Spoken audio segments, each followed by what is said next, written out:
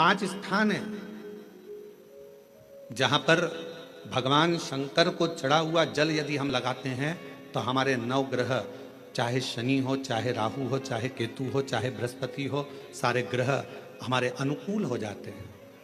5 स्थान बताएं और बड़े सावधानी से स्मरण करिएगा उन 5 स्थानों का। शिव जी पे चढ़े हुए जल को यदि हम झेल कर अपनी नेत्रों पर लगाते हैं, मस्तिष्क पर लगाते हैं, कर्णों पर लगाते हैं, कंठ पर लगाते हैं और अपने हृदय पर लगाते हैं तो व्यक्ति की जिंदगी में कैसा भी ग्रह का दोष हो धीरे धीरे समाप्त होते चलेगा। नेत्र, कर्ण, मस्तिष्क, कंठ और हृदय,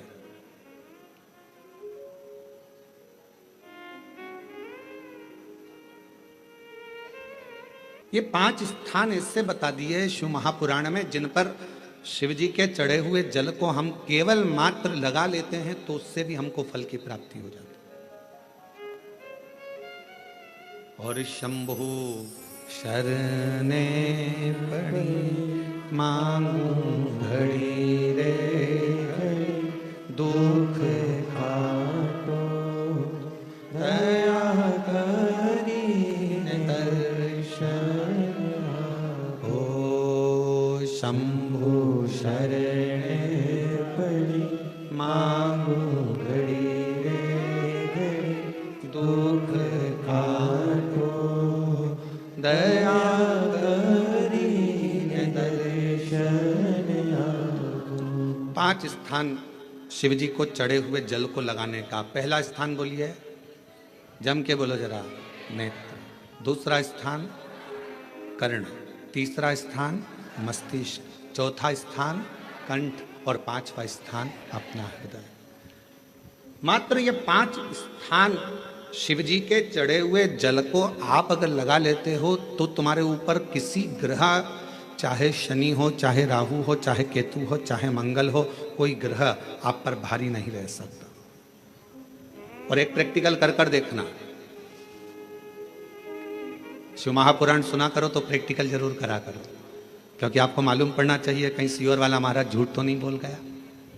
प्रैक्टिकल जरूर करो और प्रैक्टिकल का फल मिले तो पत्र में जरूर लिखकर भेजो कि हाँ हमने कथा सुनी थी कोरबा की और कथा सुनने के बाद मुझे 3 महीने में जो प्रैक्टिकल करा मैंने तो उसका फल मिला मुझे। प्रैक्टिकल करो। जिस लड़की को, जिस लड़के को मंगल है और ब्राह्मण देवता ने यदि आपको कहा कि इनको मंगल है, इसकी शादी में देरी हो रही है, मंगल के कारण अगर शादी रुक रही है, देरी हो रही है, विवाह में देरी हो रही है, तो उस बेटी और बेटे को 3 महीना लगातार शिवजी पे चढ़े हुए जल को इन 5 स्थान पर लगाना प्रारंभ कर दे। 3 महीने के बाद वो खुद कहेगा कि हाँ हमारा संबंध जम गया, हमें मंगल से कोई दोष नहीं लगा। स्वयं शिव कृपा करते हैं, स्वयं शंकर करुणा।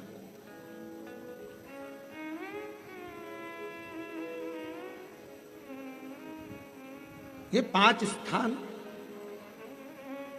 मेरे देव अधिदेव महादेव की अविरल भक्ति के लिए, निर्मल शुद्धि के लिए।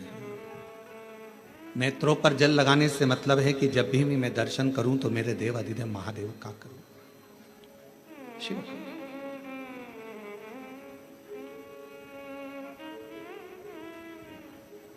कंठ पर जल लगाने से मतलब है कि मेरे मुख से जो वाणी निकले, और मान लो मेरे मुख से कोई अपशब्द निकल गया तो किसी का बुरा ना हो जाए।